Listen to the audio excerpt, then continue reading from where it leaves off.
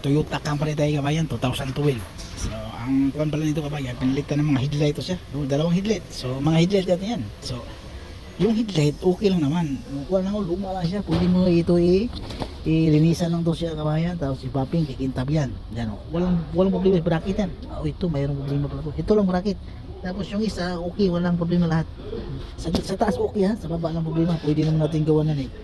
Tapos itong kabila oh.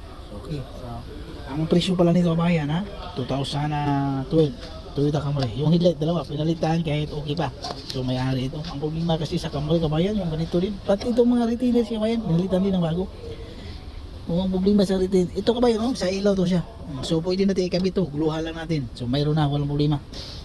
So, may mga Camry dyan, pwede natin ikuhan to, itabi, itaguan ba, itago, tapos itinukunta kayo kabayan kasi kaya itapo nito eh.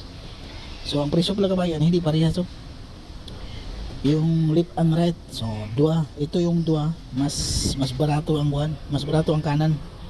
Ang left yung mahal. So kabayan oh, 331. So 331 nasa kuha na siya. 4, 8, 12, mga 15. Mga 15 siya kabayan ha, mga 15, 15,000 ang buwan. 15,000 ang isa. So kabilaan 30 din. Sayang.